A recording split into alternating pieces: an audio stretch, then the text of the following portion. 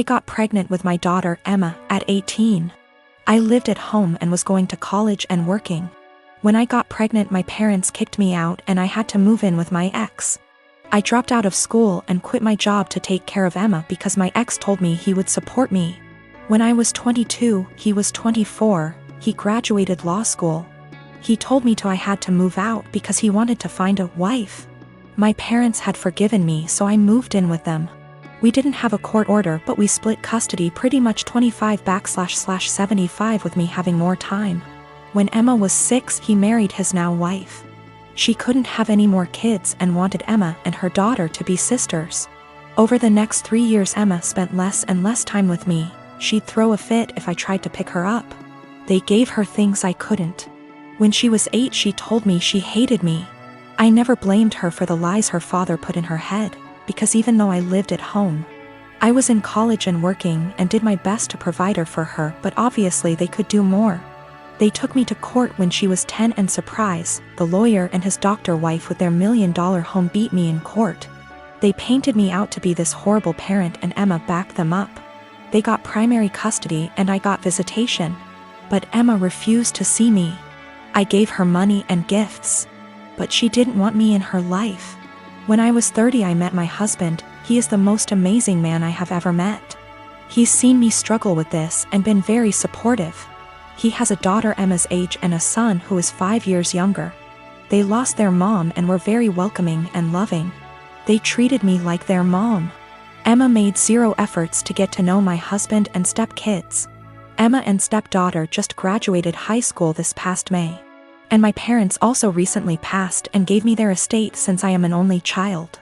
I have decided to pay for my stepdaughter's entire college tuition and buy her a car, pay for an apartment.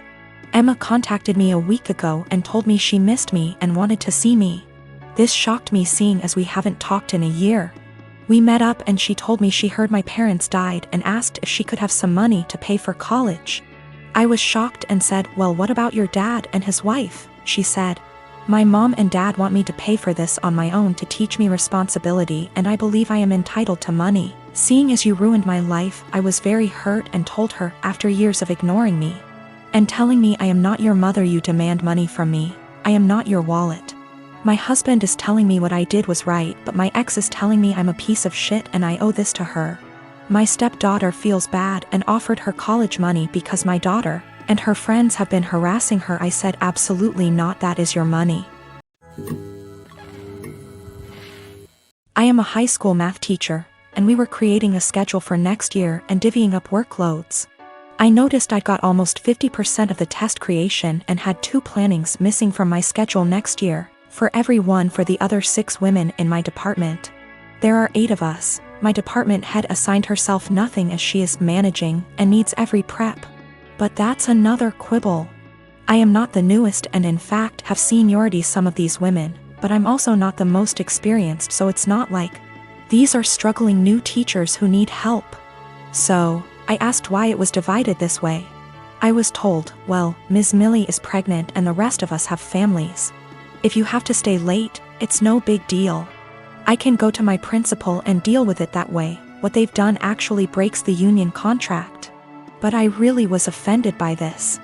I tried to explain my offense, and they literally stared at me gobsmacked. I actually want to know how to discuss this with them. These are all women who I have previously gotten along with and liked.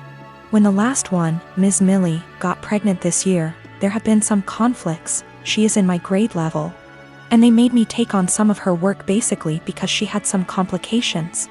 This I did, but I think planning for me to do more is very different than an emergent health issue. As well as some uncomfortable situations for me, having to participate and buy stuff for her baby shower. When I'm not really into those things, but I did so to not cause waves. A lot of people have advised go to the union, go to the principal, and I absolutely will if necessary. I want to be clear, I'm not worried at all that I'll be forced to work this schedule, but these are my colleagues. Many have been working with me 5+ years, and we have lots of meetings and times together, where it's helpful to get along. So I do try to get along, like the baby shower thing, and be a good work friend and colleague. I just want a better way to communicate myself than I had today. I was entirely shocked and very indignant and just found myself unable to express myself well, and I was hoping for ways to approach that someone with their attitude might understand, because I can't empathize with it at all. Myself and viewing the other side is how I always try to look at problem solving. My apartment complex didn't do traditional trick or treating on Halloween. Residents were advised to set out pre-packaged individual candy bags on their patios / front door areas if they wanted to participate, but the traditional knock on door, physically hand strangers candy was not permitted. So, Halloween comes and the kids are all dressed up, and each building has a scheduled time where the kids go door to door. I ended up having to work late, so my neighbor offered to walk my kids around with hers at our building's scheduled time. About 45 minutes later, my kids came home with a small bucket of candy. 6 little goodie bags each from individual apartments that participated. Everything was fine. And my kids didn't say anything weird had happened. They were just excited to eat candy once they got home. The next day I took my kids to the park directly across from our apartment complex. My neighbor was there with her kids as well. The kids were playing, and she took out one of those individual goodie bags with candy in it from her purse and started to loudly rummage in it. She ate several pieces of candy, and my daughter eventually noticed. Ran up and asked if she could have a piece, and my neighbor responded, "Nope, this is my tax candy. Remember that this was my reward for taking you trick or treating last night." I was a little weirded out by that statement and asked what she meant. She said that since she is the one who had to take the kids out, she took 5 bags from each of my kids as a tax. Her son then chimes in and said, "You only took 2 bags from us." She responded with, "But I'm your mom. I was doing OP a favor so they get a higher candy tax." I was thinking about how to respond when I noticed that she was holding a Starburst candy and decided to just smile and nod and go back to watching my kids. I let her continue to finish off the bag of candy and then said, "Hey, aren't you vegan? You know a lot of those candies are made with animal products, right?" I explained what gelatin was and how a lot of those candies are made with it. She was horrified, Googles it, and then told her kids that they were leaving. She said something about how she was going to be sick and stormed off. Now she's giving me dirty looks every time we see her and won't let her kids play if she shows up at the park and we are there. My husband thinks I'm an asshole cause I should have either not said anything about the gelatin or said something right away when I noticed. I don't think it's my job to tell a vegan what is and isn't vegan though, and she deserved it for stealing candy from little kids. When we got home from the park after the gelatin incident, I sat my kids down and asked why they didn't tell me that the neighbor took half of their candy. My oldest kid is 6 and my youngest kid is 4. 6-year-old explained that as they went door to door during their designated trick-or-treating time, she would have my 4-year-old grab 2 bags instead of 1 from each apartment for the majority of them. She explained it to my kids that they were grabbing extra bags for her to be handed over at the end as taxation. So either freaking way she was directly taking candy from my kids or taking candy from other kids through mine. As for the authenticity of her vegan sim, I may have exaggerated when I said super vegan when I first posted this. She claims to be vegan and is very in people's faces about the benefits, etc. It's 100% about the health side. She brags about veganism curing cancer, diabetes, even some mental health issues. I have never once heard her talk about the benefits for animals. She also sells herbal tea products, customized gym clothing, etc., so she totes a pretty big vegan lifestyle. If that makes sense. Now for the gelatin. She knows what gelatin is, she knows what it's made out of, she knows that there are obvious things that she can't eat. But she had no idea that a lot of candy specifically had gelatin apparently. When I told her that they had gelatin in it, she knew what gelatin was but Googled the candies to see if I was correct.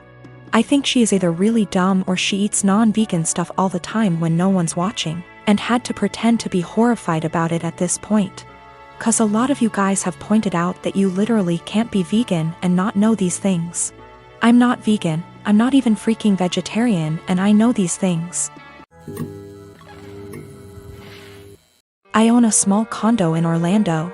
I bought it while working for the Mouse, and my friend Ben lived there with me. Ben's a cook and is rarely home. He has a large room that is accessible from outside, an attached bathroom that locks to the rest of the house. Well, I got a different job, got engaged to my partner, and moved a few hours away. We kept the condo as a place to stay when we visit the parks. And we agreed with Ben that he could continue living there as long as he paid all the utilities and maintained the place. Our friends use it too, they pay a bit for utilities, are told don't bother Ben, and clean before they leave. Between everyone who uses it, we've gotten stuff donated, so it's now a fully stocked vacation home. My immediate family and I have a bad history, but we mended. They've used the condo 3//4x a year.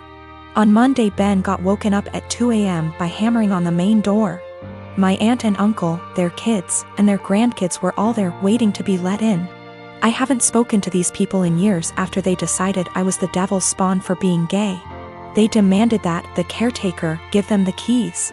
Ben called me. I told him to give them my number, then shut and lock the door and not let them in. My aunt was insistent that my condo was actually owned by my family. It was the family vacation home. And it was against the law to not let them in. I told her no, it was mine, I own it and I let friends and family use it, but I choose who stays there. There was a lot of back and forth and some petty name calling. She said they were here for a week, where were they supposed to go, and I said I don't care. Meanwhile, my partner reported that Ben texted them saying my uncle was attempting to kick in the door. I said tell him to call the police. She hung up on me and Ben said they left. In the morning, I got a phone call from my mom trying to convince me to let them stay. We had an argument during which she admitted that she didn't tell people that I owned the property, because she didn't want the rest of our family to know they were in contact with me again. I told her if that's how she wants our relationship to be, then she's no longer welcome. I checked in with Ben and he's okay. Today my aunt sent several texts asking to stay at the house because they hadn't accounted having to pay for a hotel, and they had planned to just buy groceries and use the kitchen. I told her no. She said they were about to be out on the street with their luggage. She called me cruel and heartless and that I was ruining Disney for the kids. That made me hesitate, probably because I worked for the mouse. I know that particular family line has very little money. Yet I find it hard to believe someone would plan a whole vacation without accounting extra funds for it. But the kids are really young. I'm so furious over the homophobia that it feels like a point of pride to deny them access.